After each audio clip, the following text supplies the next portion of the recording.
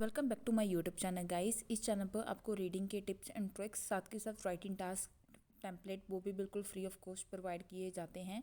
तो इस चैनल को ज़रूर सब्सक्राइब कीजिएगा और अपने लिसनिंग के स्कोर्स कमेंट सेक्शन में ज़रूर शेयर कीजिएगा। And you will have a chance to check your work. All the recordings will be played once only. The test is in 4 sections. Write all your answers in the listening question booklet. At the end of the test, you will be given 10 minutes to transfer your answers to an answer sheet. Now turn to section 1 of your question booklet.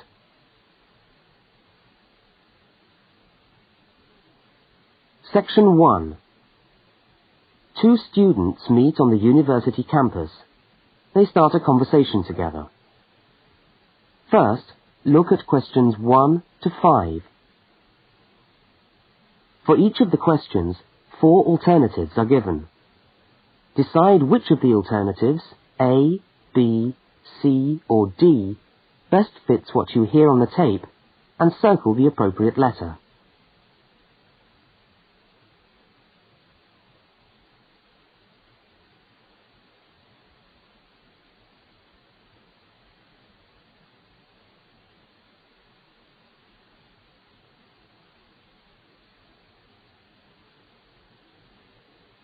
You will see that there is an example which has been done for you. On this occasion only, the conversation relating to the example will be played first.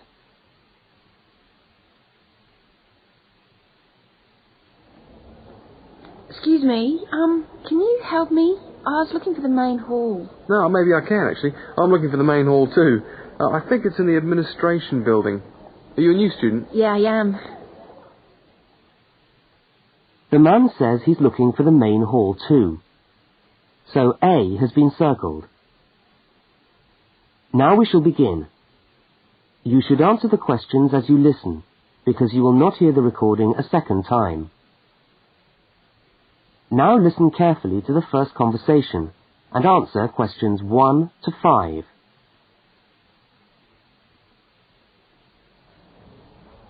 Excuse me, can you help me? I was looking for the main hall. No, maybe I can, actually. I'm looking for the main hall, too. I think it's in the administration building. Are you a new student? Yeah, I am. Yeah, I thought you looked as lost as me. I'm trying to find the admin building, too, so I can register for my course. But I don't seem to be having much luck. Well, look, according to this map of the campus here, you go straight up the steps, turn left, and the building's on the right. Okay, let's see if we can find it.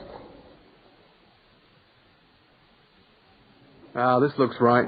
Yeah, it must be. Look, there are hundreds of other people here. Oh, there must be at least 50 people in the queue.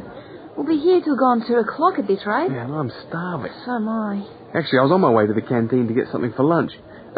Why don't I go to the canteen and buy something, and you stay here and wait? Good idea. What would you like? Pizza, sandwich, hot dog, fried rice? They do everything. Oh, something easy. Takeaway fried rice sounds good. Okay, fried rice. No, on second thoughts, I'll have a cheese and tomato sandwich. Right, 1 cheese and tomato. Anything to drink? Yeah, give me coffee, would you? Hot coffee's a bit hard to carry. What about a Coke or an orange juice? Get me an orange juice then. Look, here's $5. Oh, yeah, take $2 back. Shouldn't cost me more than $3. Well, get the 5. We'll sort it out later. Oh, and could you get me an apple as well? Okay, back in a minute.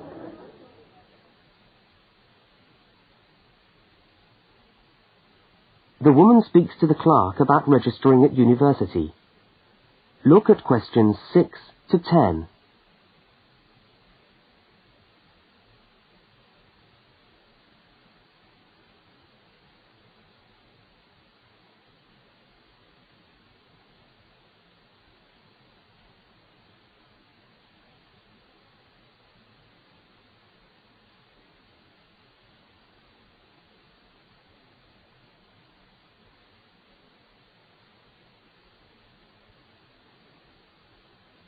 As you listen, complete the form by filling in the numbered spaces 6 to 10.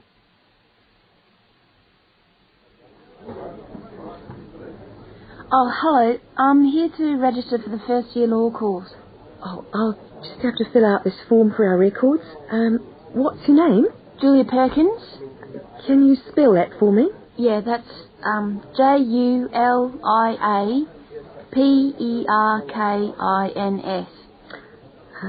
Address? Flat 5, 15 Waratah Road. That's WARATAH, Brisbane. Brisbane. Oh, and your telephone number? Oh, we haven't got the phone on yet. We've only just moved in. Okay, well, can you let us have the number once the phone's connected? And I'll make a note here, to be advised. And the course? Beg your pardon? What course are you doing? Oh, first year law. Right. Well, you'll have to go across to the law faculty and get this card stamped, and then you come back here with it and pay your union fee. Oh, thanks very much.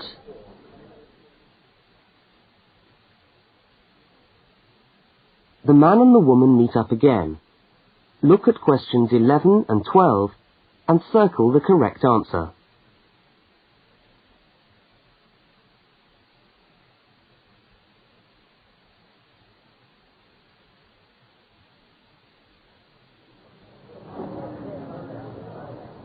Oh, there you are. Oh, I thought you were never going to come back.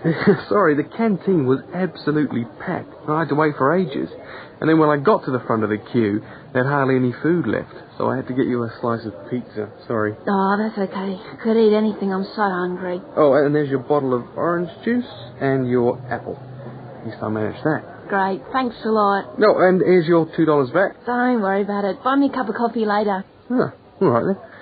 So how'd you go? Oh, well, in order to register, we've got to go to the law faculty and get this card stamp, and then go back to the admin building and pay the union fees. That means we're registered. After that, we have to go to the notice board to find out about lectures, and then we have to put our names down for tutorial groups and go to the library. Oh, no, great. Well, first let's sit down and have our lunch, eh?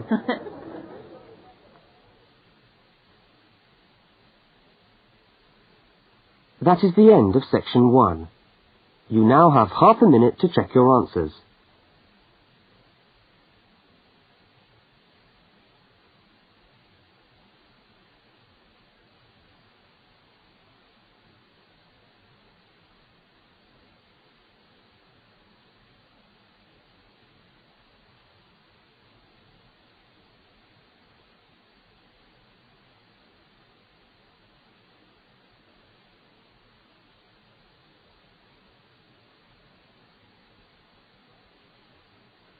Now turn to section 2.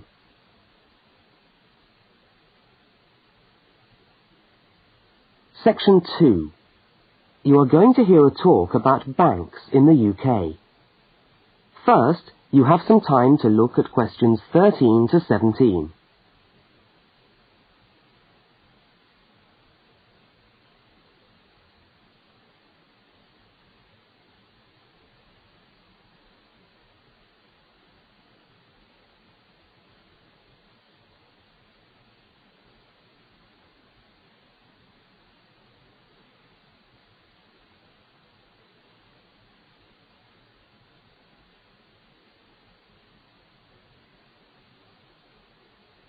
Now listen to the talk and complete the notes by filling in the numbered spaces 13 to 17.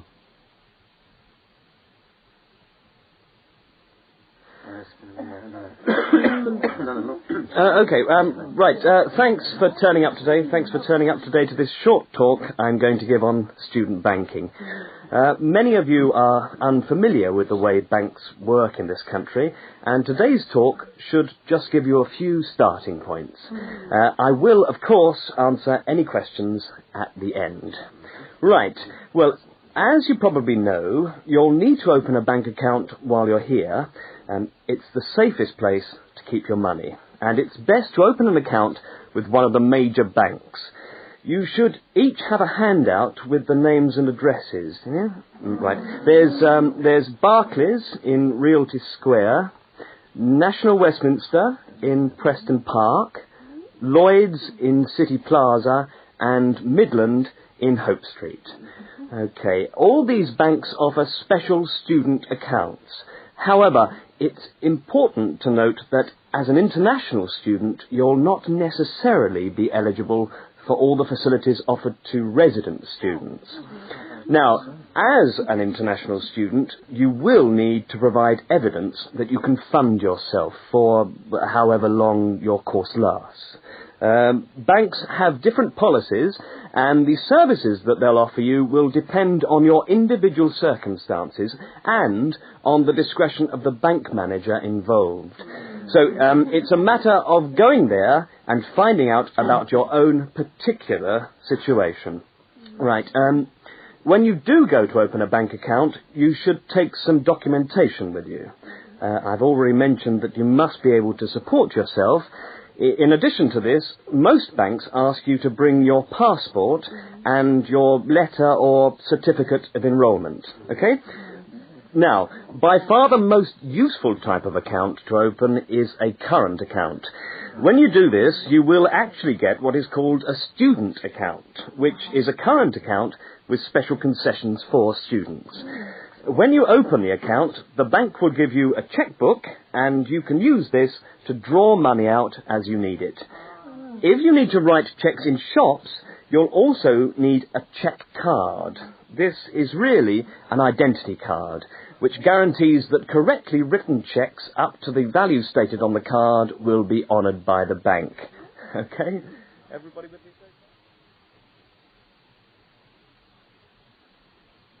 Now look at questions 18 to 21.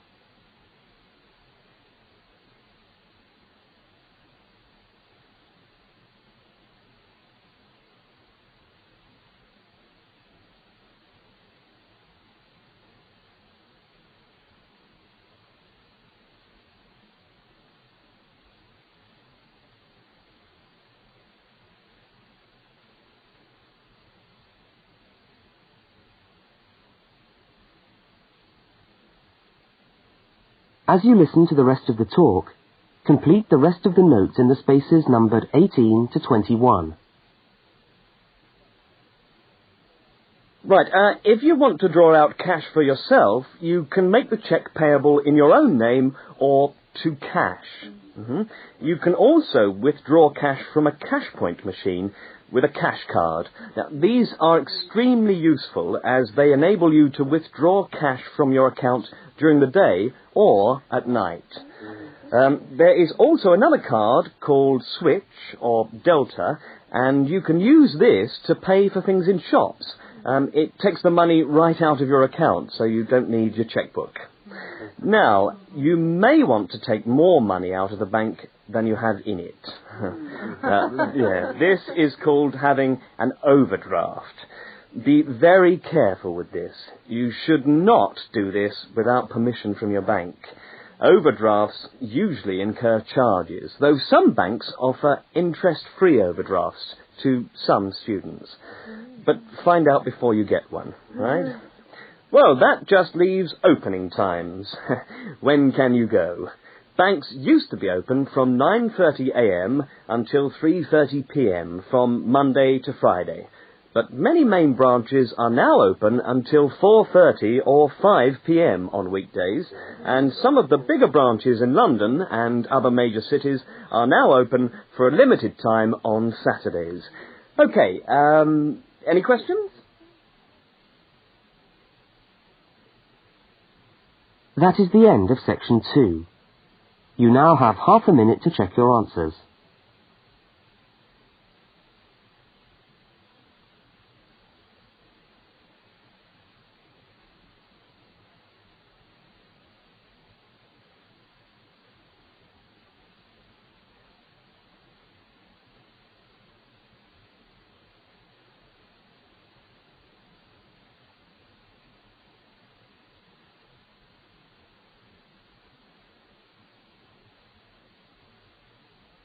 Now turn to section 3.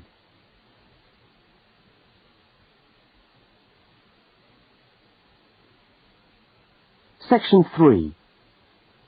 Two students, Dawn and Ilmar, are discussing a project that they are working on together. First, you have some time to look at questions 22 to 25.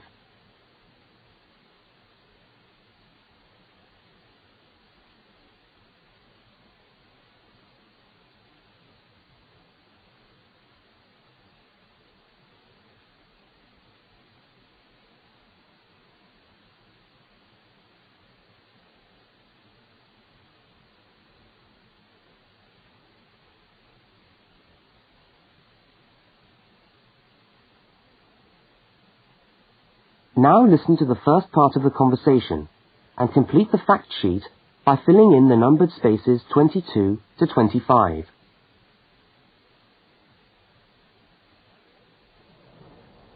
Hi, Dawn. Oh, hi, Omar. I'm glad I've bumped into you. I've just found a great idea for the presentation we've got to do for Dr. Banks next month. What, the one on everyday objects? Yes. Look at this article. It's really interesting. The aluminium Coke can? You know, Coca-Cola cans, soft drink cans. Look, let's sit down here. Have you got a minute? Sure. I'll just get my bag. Okay. So, you think we can get a presentation out of this article? I'm sure we can. First of all, we can provide some interesting facts about the aluminium cans that we drink out of every day. Like? Well, here it says that in the US they produce 300 million aluminium drink cans each day. Wow! 300 million? Exactly. That's an enormous number. It says here, outstrips the production of nails or paper clips. And they say that the manufacturers of these cans exercise as much attention and precision in producing them as aircraft manufacturers do when they make the wing of an aircraft. Really? Let's have a look. They're trying to produce the perfect can, as thin but as strong as possible. This bit's interesting.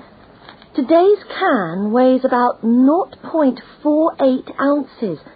Thinner than 2 pieces of paper, from this magazine, say. Yeah, and yet it can take a lot of weight.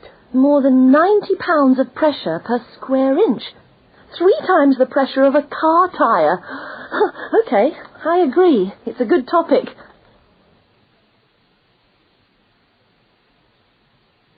Now look at the diagram of the aluminium can and at questions 26 to 31.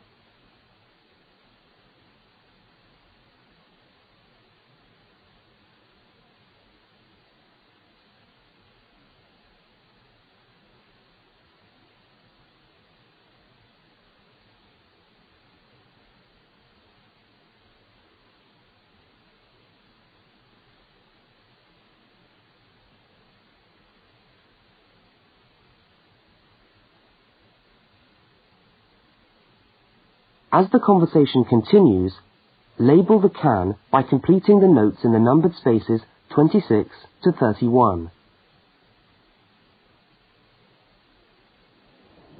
What I thought was that we could do a large picture of a Coke can and label it, and then talk about the different parts. Look, I've done a rough picture here. Okay, so where shall we start? Well, the lid is complicated. Let's start with the body first. I'll do a line from the centre of the can, like this, and label it body. What does it say? It's made of aluminium, of course, and it's thicker at the bottom. Right, so that it can take all that pressure. And then I think you should draw another line from the body for the label. Right, label. The aluminium is ironed out until it's so thin that it produces... Oh, what does it say? A reflective surface suitable for decoration. That's right. Apparently it helps advertisers too. Yes, because it's so attractively decorated. Good. And then there's the base. Yes, it says the bottom of the can is shaped like a dome so that it can resist the internal pressure. That's interesting. I didn't know that. Nor did I. Okay, so going up to the lid, there are several things we can label here. There's the rim around the edge, which seals the can. Got that. And there's a funny word for the seal, isn't there? Yes, it's a flange. What does it say about it? Well, the can's filled with Coke or whatever, and after that the top of the can is trimmed and then bent over to secure the lid. That's right. It looks like a seam. We could even do a blow-up of it, like this. F-L-A-N-G-E.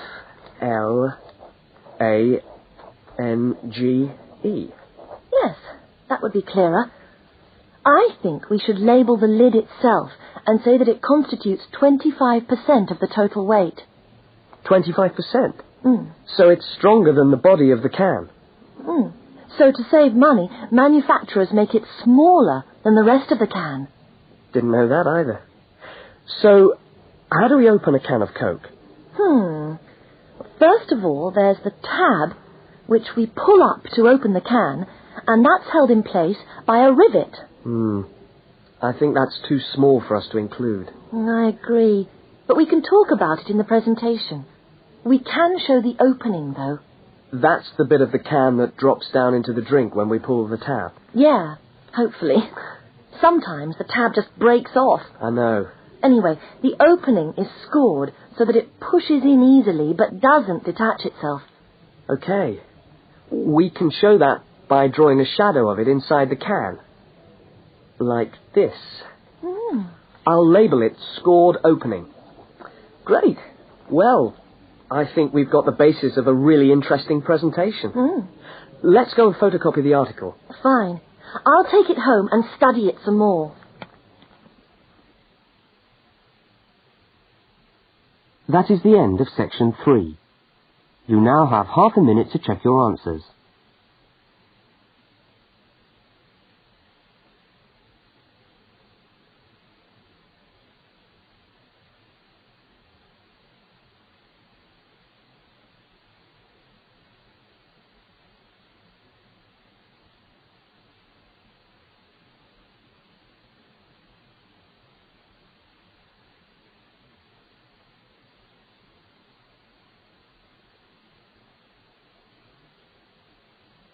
Now turn to section 4.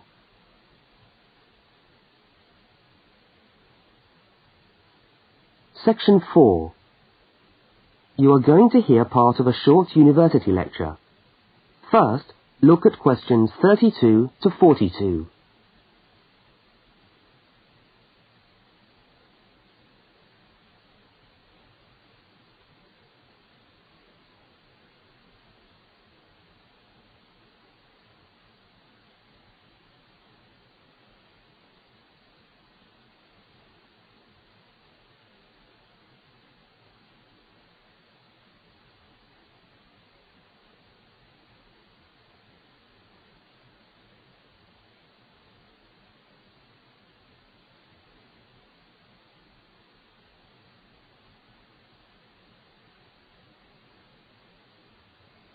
Now listen and complete the lecture notes in the spaces numbered 32 to 42.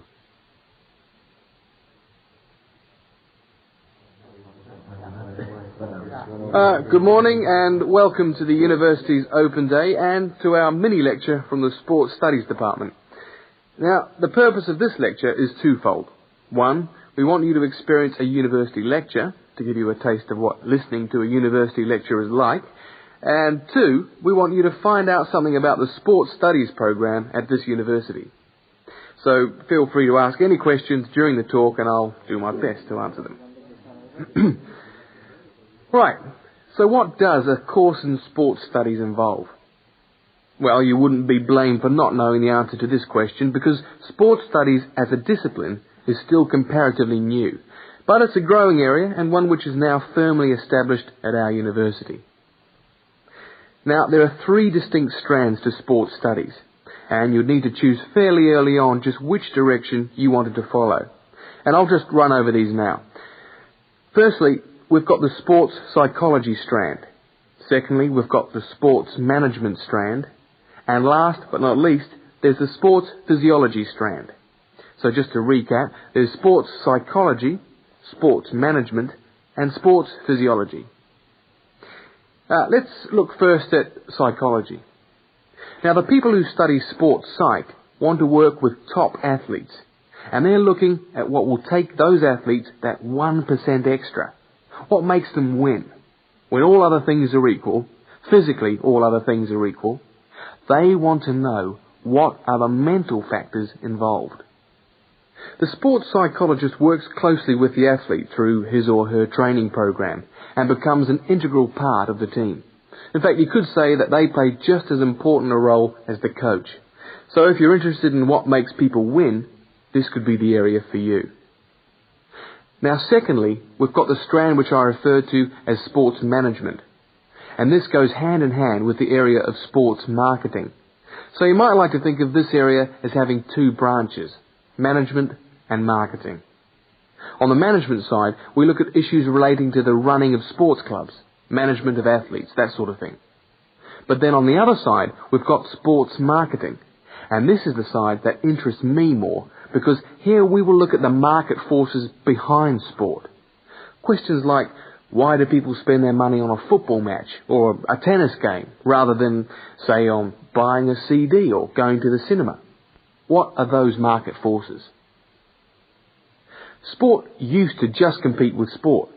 Nowadays, it competes with other leisure activities.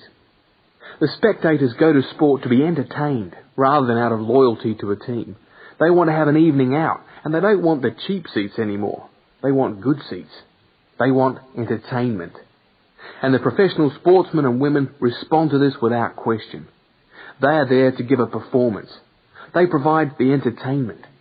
So in the marketing course, we address all these commercial issues, and we look at how this hooks back into the management of sport. Now, the third branch of sports studies sometimes comes under another name and is also known as exercise science. And again here, we find that there are two distinct types of exercise science. The first is working very much at the macro level, what I call the huffing and puffing people.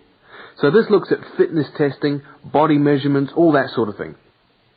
But the more interesting side of sports physiology, at least in my view, is the side that looks at the micro level, looking at cellular change. They're doing cellular research, looking at changes in body cells when the body is under stress. So that just about brings us to the end of our mini lecture for today. I hope you found it interesting, and I look forward to seeing you all on our course next year. But feel free to come and talk to me if you want any more information. I'll be over at that notice board near the main entrance. Thank you very much.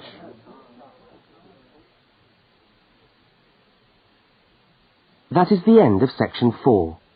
You now have half a minute to check your answers.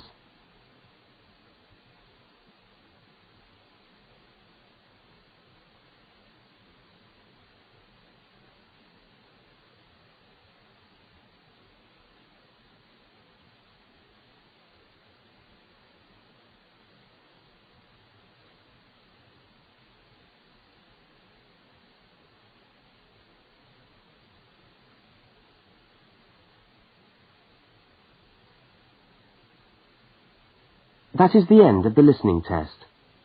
You now have 10 minutes to transfer your answers to the listening answer sheet.